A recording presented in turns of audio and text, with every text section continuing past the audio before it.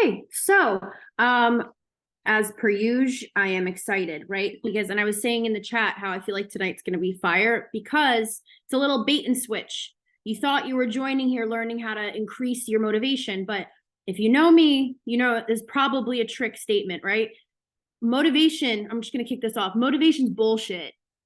It's bullshit. It's a fleeting thing. It's so many other things besides a real thing that we lean on it, we look for it, we pat ourselves on the back when we experience it, but it's not a permanent, sustainable thing. Alexis, I did find the topic odd. Haha, tricky. So motivation comes in all forms, right? It comes with, I'm not even going to try seamlessly read my phone because I wrote so many notes for today that I will be very much reading off of here, okay? But motivation comes with, here's a few things where it hides, a few ways it hides, right? One, it's anything new. It comes with the newness of something, right? Like throw it all out, throw my whole way of living out. I'm going to dive into a whole new, brand new lifestyle. That almost seems easier than some of these baby steps we're doing, right? So the motivation of newness. But what happens when that fades? It's gone, poof, in the wind, right? And then you're like, oh, what's wrong with me? Nothing. It's just that it's not a permanent thing. It's a fleeting thing, right? So then how about when we get motivation through self-hate, right? If we're mean to ourselves enough, if we compare ourselves to other people enough, then we'll keep ourselves on track, because you can't be nice to yourself if you're not a certain size or you have issues, right?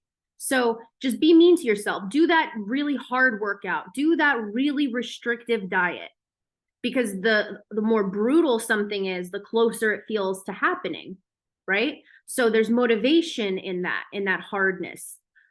How about out of all of these, what if what you're not doing is searching for motivation? What if what you're doing is seeking dopamine? Especially those of us in here who are neurodivergent, we're going to be dopamine hunting. We're not going to do anything that we don't feel we're driven by dopamine for. And when something's new or something's difficult or something has the potential to be this whole new way of life that gets you everything you want, that motivation, that's what we search for, but really it's dopamine. So all of these things are not real. And not for nothing, it's usually an unsustainable source of energy, looking at this motivation, that inflicts a toll, because when it craps out, because it always does, what happens? When you guys go from, I want you to tell me in the chat here, when you go from feeling really motivated to feeling like you don't have any motivation, something, you don't feel like doing it, what does that feel like for you? When have you experienced that?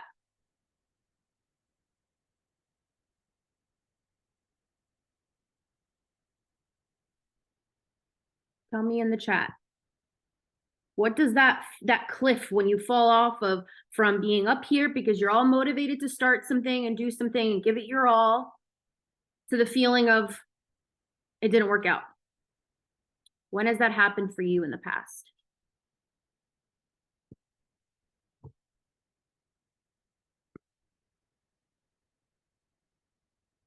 I've shared this story in a couple of other Zooms before, but I'll never forget, while you guys are typing in the chat, I'll never forget the time that I did a medical weight loss program. This was in like, oh my God, how long ago was it? I graduated, it was probably like 2009. I don't know how that happens.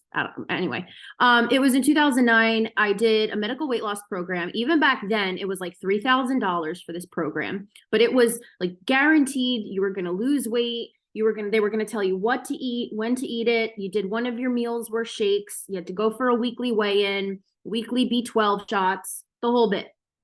And at the end of it, I had gained 3 pounds. And I remember my doctor saying to me, like, you must have been eating sweets. You must have been eating chocolate. You sure you haven't hidden anything? You sure you didn't snack here or do treats here or there? And I was so defeated by that, because I was so diligent.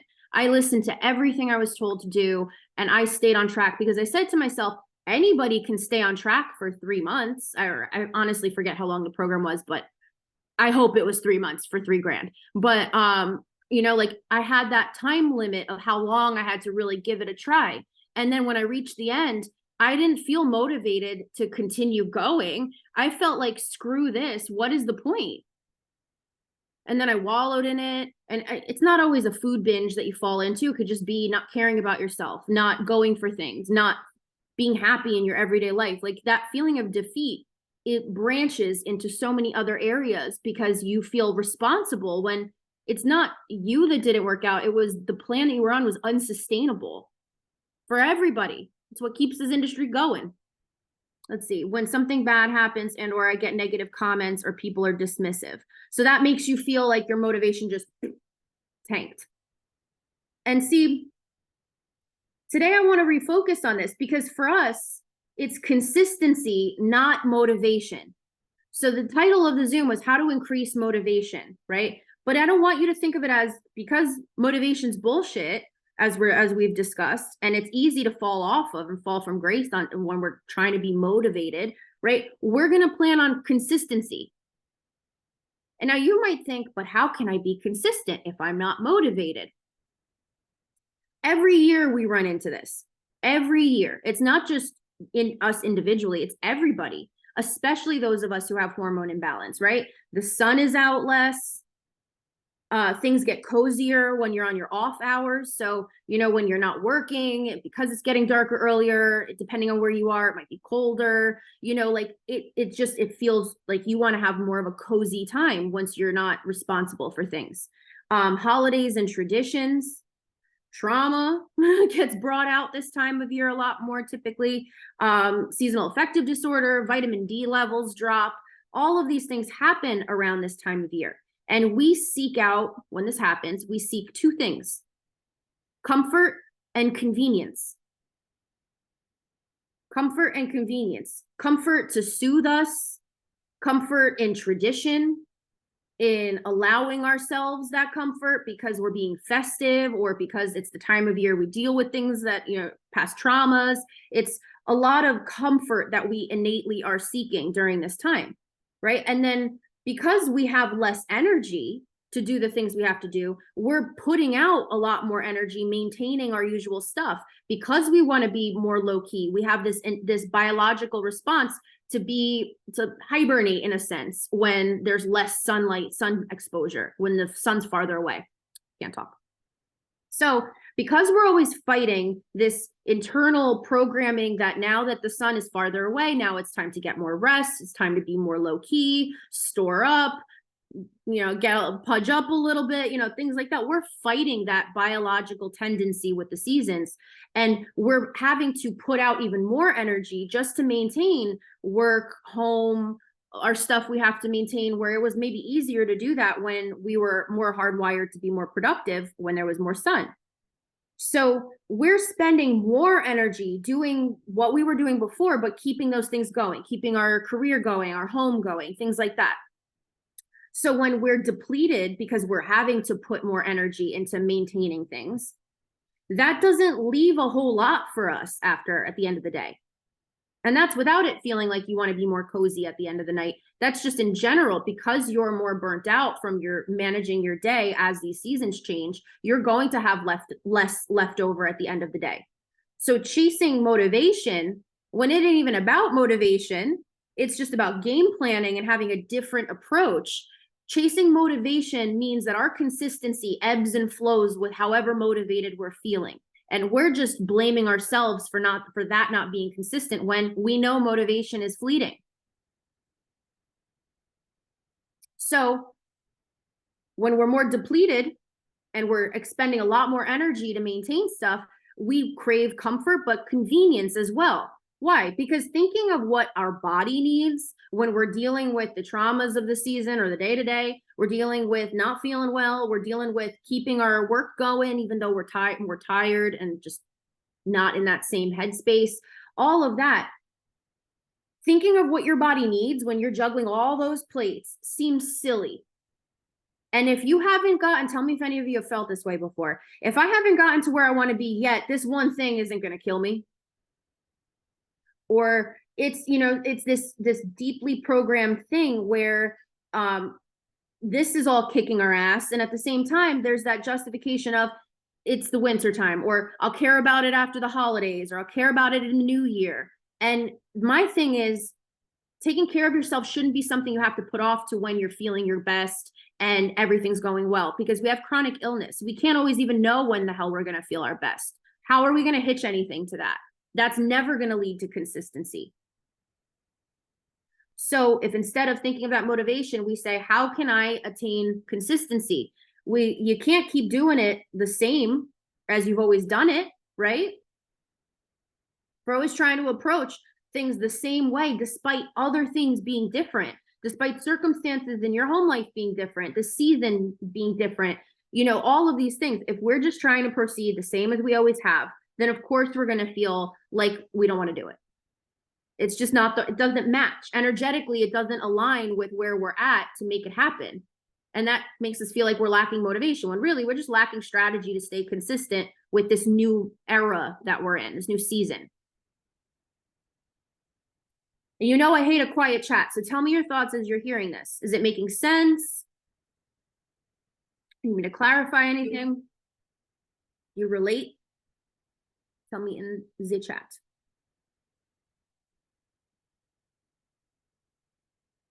And, you know, it's funny because I hear it all the time. I hear, you know, I know it won't happen overnight. I know it's going to take a while. I know, you know, blah, blah, blah. But what does that mean?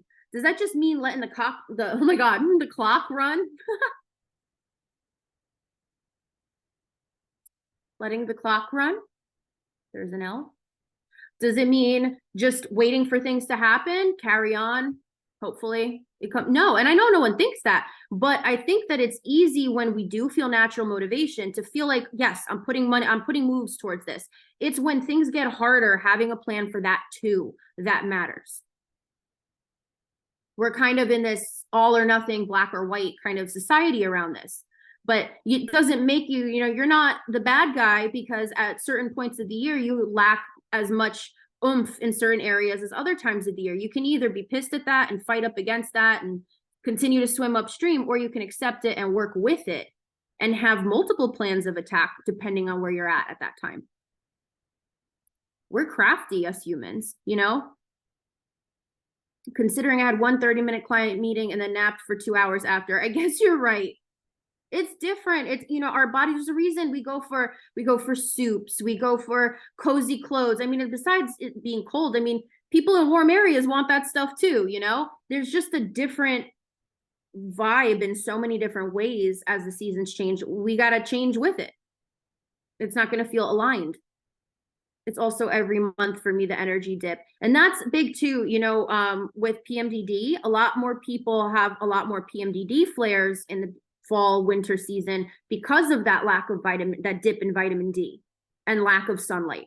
So if you're already predisposed to having PMDD, and you know, sometimes the months you'll have an episode, sometimes you won't, you know, sometimes it's back to back, but I don't know if you notice, anyone in here who deals with PMDD, if it gets worse for you in the months where the sun's farther away.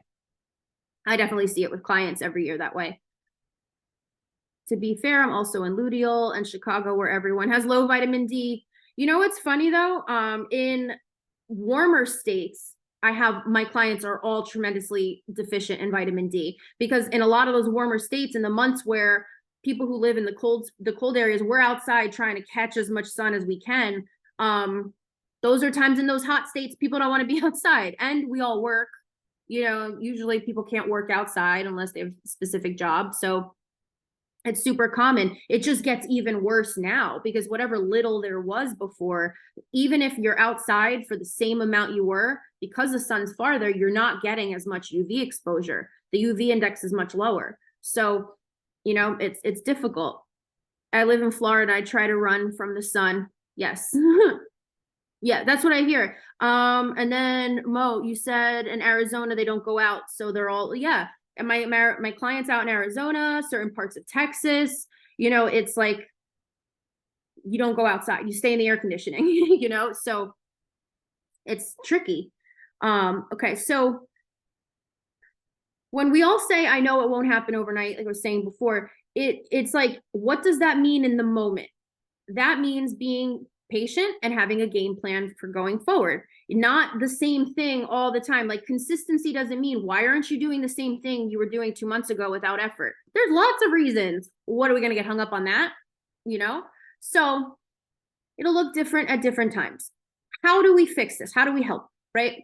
So I have a past Zoom I did on this. I'm going to talk about it now, but if you want a deeper elaboration on it, look up the Plan of Mediocrity Zoom.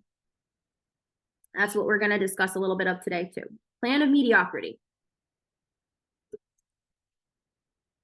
So mediocre means average, ordinary, but it's perceived as such a bad word. Why do you think that mediocrity, which just means ordinary or average, why do you think mediocrity is perceived as a bad thing? Or why do you perceive it as a bad thing, let's say? What's so bad about ordinary or average? Tell me in the chat.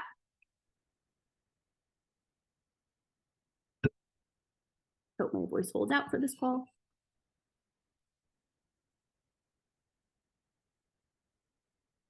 What do you think the worst part about the term mediocrity is, or being average or ordinary? Not exciting or alluring, because I'm not average, that's boring. Everyone looks for better fast. I mean, yeah, that's 2023 in a nutshell. Everyone wants better, faster, you know? For some reason, society tells us we have to constantly go above and beyond to be successful. And it's so funny. I always think about, like, there's that one, I don't know if you guys can relate to this. Do you ever have that one person in the office or where you work where you're like, how the hell do they just get by? Like, they do the bare minimum. They're never really caught up in any drama. They just don't get bothered. They just do their shit and leave. And you're just kind of like, oh my God. They're not doing anything wrong. They're doing what they're hired for. Right? I'm not saying if they're dumping work on other people or slack. I mean, like, truly, if the fly under the radar ones they're living the dream. They're doing exactly what they're there to do. It's interesting, right? But almost every workplace has got at least one. So all day I hear people tell me, I just want to be normal. I want to feel normal. And I wonder why we're taught to shun mediocrity, which is essentially just normal, basic, average. And we shun that. But I hear all the time, I just want to be normal. I want to feel normal. I just want to have a normal life. So I'll ask this question differently now, because you guys told me what the negative connotation behind mediocre is. Oh, wait, I think we got some good stuff in the chat here. I've not got a huge drive for work and things like that, but I still feel like this with writing. What do you mean? If you can explain what you mean, Mo. I used to do her job. She has told me that I cared too much about the clients. I mean, there's a line, like I said, like if you're doing someone else's work, not okay. But if you ever worked with someone where you're like, they just clock in, clock out, get their stuff done, and that's it. Like they don't go above and beyond. They do their job, but like they just fly under the radar. I was always irked by those people because I also realized that I innately go above and beyond, especially if it's something I'm passionate about. But that doesn't mean that there is any right or wrong way to do it. You know, it's just that it's interesting that it's kind of like we're programmed to look down on mediocrity. The issue I have at work is that I have one coworker who does way too much and has made that look like the baseline for the rest of us. Ooh, we got the different perspective from it. Okay. That's a good point, but relish in the fact that that's that person's decision to go above and beyond. Now, here's the thing. It doesn't always mean that that person that goes above and beyond gets promoted. It doesn't mean that they get, you know, all of the glory and stuff like that. Sometimes it does, but if you want to go and do above and beyond because you're really looking to move up the chain and you know that that will actually get you there, because how many times are we going above and beyond and then it doesn't go there and we still don't get the glory? There's no guarantee at the end of the day. So if he wants to bust his ass and you don't care to, you know, you don't think that it would guarantee you a growth, there's nothing wrong with doing just what you got to be there to do. You know, we could talk about this more privately. I love this topic, by the way, because that's the other side of it is when you set the bar, it makes it hard, but okay, promote Mr. Do-It-All. Great, you know? I'm okay doing the bare minimum and I've never overworked, but with writing, I always compare and try to be like better. I definitely think it's like where our passion lies, you know, and it's also, we take pride in our talent in those areas. So we're going to be our harshest critic. That's a whole other topic. But I think, you know, in this, I literally do not know how to not be extra. I kind of get that. I feel like I'm extra existing, you know? So my point to all of this is there will be days when you're extraordinary, and maybe your threshold is also extraordinary that day. But there will be days where your threshold is in the basement. And on those days, mediocre is still better than burnt out, not at all, pissed off, sick for a week after because you stress so much. You know, like all the resounding effects of trying to always be extraordinary lead to us never consistently being extraordinary. We burn out every time, whether it's with food, with work, with exercise, with anything. The goal to long-term consistency is ebbing and flowing like life does, with bouts of high threshold activity and high threshold capabilities, and low threshold activity and low threshold capabilities. So, plan of mediocrity. The idea is you want to have a plan for when that threshold is in the basement. You want to say to yourself, you know, gauge your threshold for the day. And if it's a high threshold day, what are those high threshold activities that you're more inclined to be able to do? If it were to be a low threshold days, what are your bare minimum bases you need to cover? Right? And some ideas I wrote here, because it's going to look different for everybody. But do you have frozen safe foods, quote unquote, that you keep in your freezer only for when you're in this weird mood where you've worked all day, you're burnt out, you have no motivation to take care of yourself at night? It's either you're going to not eat, you're going to order something that'll make you sick. Can you keep some safe foods in your freezer for just those moments where you don't have to think, you know, you can just gum it down and move on with your night? Do you have to have like a certain set like binge food that you keep around that's hormone friendly, but you let yourself nosh because you know you're more inclined to at that time? What else did I write here? Do you have to figure out a classic order from different local places because you know you're less inclined to cook on those days? So you'll want to order out and you want to think about it. What can we do ahead that maps this out for you? So when you're in that place, instead of trying to fight it and be like, what's wrong with me? I suck. I'll try again Monday. Instead, you're thinking, okay, time to enact my plan of mediocrity, time to roll with these punches because things are different. And at least you feel, with everything kind of out of control, even if you're not feeling quote unquote motivated, you'll feel plotted out, you know, you'll feel gathered. And I think that on low threshold days, that's better than not feeling like you have your shit together, right? Even if it's something as simple as I have a standby meal that I order.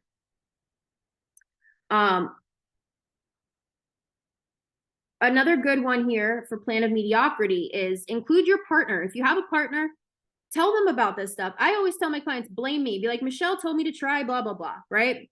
And because, you know, you're paying for the program, your partner will probably want you to follow through with those things, right? So blame me. But have a code word that you discuss before the situation comes up. And when this code word is said, it can be anything, right? When this code word is said, you go into this plan of mediocrity where maybe your partner knows your standby order. So I say water bottle. I say water bottle, and Nick knows to order wushu pork from the Chinese place. Have a code word for the things that just take the life out of you to try and ask for at the end of the day, but you know would be helpful for you. If you can tap in a partner, let's say you say a code word and that means hands up, I got to get the hell out of here. I got to cool off, decompress. If you're able to do that, bring them into it, because if you're not feeling burnt out and you're not feeling like you have nothing left for yourself at the end of the night, it's only going to improve the atmosphere for everybody in your home. So don't feel bad tapping them in. All right. So, see. I literally do not. Oh, I have a special bin of curated snacks in my pantry that are just for me. I love that. Yeah, like a rescue bin, you know? You try to like replace thing. Don't try to replace the actions because you're having a low threshold day. If you're snacky, you're snacky. Don't fight it, but at least have something that backs that up where you know it's off your plate to have to worry about if it's going to affect you hormonally. Right? And don't forget to tap your partner in. If you need help coming up with your individual plan of mediocrity, text me and then we'll just map out what those bases, like what bases you would want to cover. Like, because that's the goal. When it's a plan of mediocrity day, you say it to yourself, you accept the fact that I'm going to relish and luxuriate in the idea that I am running at a slower cylinder right now. Slower speed. I don't know why I said cylinder. Slower speed right now. And roll with that. I just got to cover, boom, boom, boom. Once those are taken care of, I can kick back. I'm not responsible for thinking of more. I don't need to think of more today. Tomorrow I'll wake up and I'll gauge my threshold then.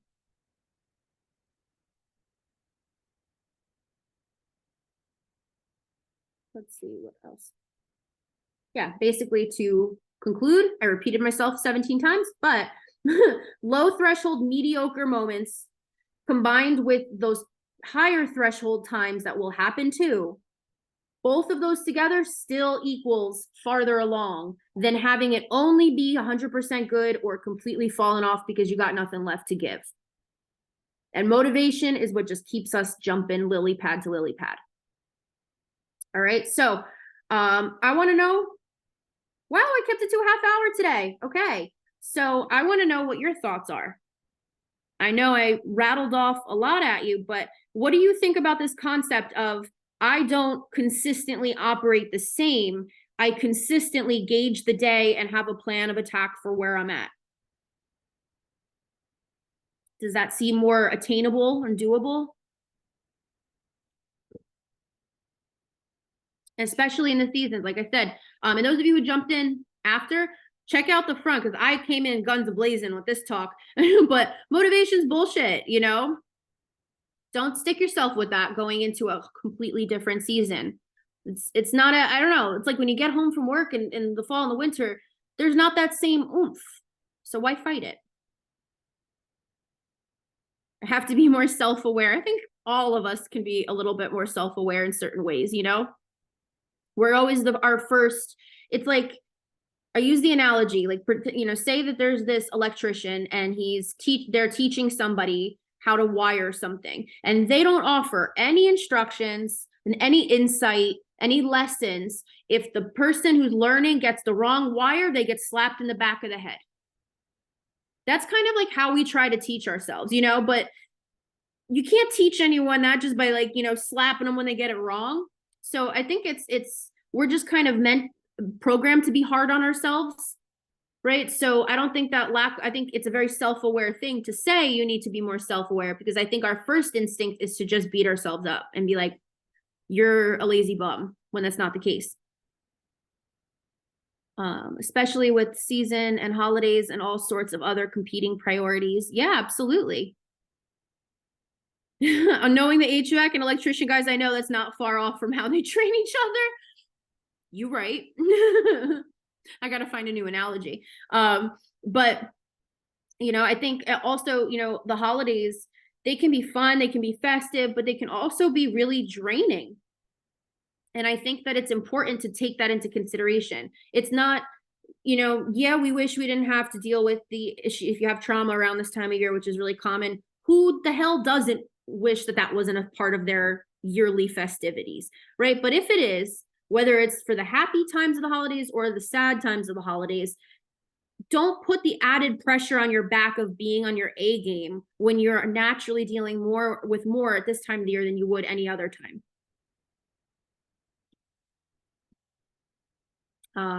The great thing with the snack bin is that when I asked my husband to get me a snack today, he knew what everything in the bin was. Everything in the bin was a good option and I would be happy with any of it. Hell yeah. I love that. I had a client once who, I think I told this story in a couple Zooms, but this client is a stay-at-home parent and they They have ADHD, their children are special needs, and it's them all day, every day with the kids, right? And they had this tradition with their husband where when they were on their way home, they would call them and say, what do you want from the gas station? And then the client would pick a soda and a candy, and then they would get it and they would bring it home. And once they got home with it, that was the client's time to go hide away in the garage and go have their candy and have their drink and just relax, right? So when we were trying to replace things, she couldn't figure out why she had all the stuff in her cabinet, but she was still having her husband pick something up for her on the way home. And we realized it was replacing the act of having the excitement of something coming from outside, from picking something, from having that break in the day where they're by themselves and they're just decompressing for the first time since like 6 a.m. Right. So I said to her, I was like, I think we need to replace a little bit more than the items themselves. So what we did was she would tell her husband what diet soda or diet Snapple or whatever that she would want on the way home. And then she would tell him what candy she wanted, what snack she wanted, but he would have the bag in the car already. So it would be a bag full of like Smart Sweets, Lily's chocolates, like stuff like that. And she would just tell him, I want a watermelon gummies, or I want chocolate, or I want Oreos, or whatever it was that she wanted. And he would bring it from the car with her diet soda she selected, and then go in the garage and complete the whole tradition. And that stuck. So like Becca, you were saying about being more self-aware. If we're not beating up on ourselves, it allows us to learn that stuff about us, to be like, that's not too simple. There's nothing wrong with me for not getting it yet. Let me try that way, and became a new tradition the same way. So can we get a cheat sheet of how to nicely say, no, I can't go to one more social event? I think it depends. Oh my God, my voice is going out. It depends on who it is, how comfortable you are with them, how formal you want to be. If it was someone close to me, I would say I don't have room on that. I don't have room on my schedule for that right now. If it was like, and it was just like a obligatory get together, if the person themselves invited me, I would say I'm unable to make it. If it was someone close and they asked for a deeper explanation, I would just say, to be honest with you, I have an absolutely packed schedule and I really do need to rest. The other side of that is letting people think whatever the hell they want to think about it, because some people will not be happy unless you're saying yes, and that's not your responsibility.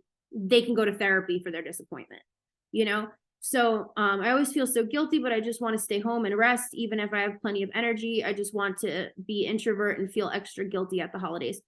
I totally get it. Like I genuinely do love being home. Like even if I'm doing something at home, or even if I'm not doing something at home, I am a homebody. I get it. There's nothing wrong with that.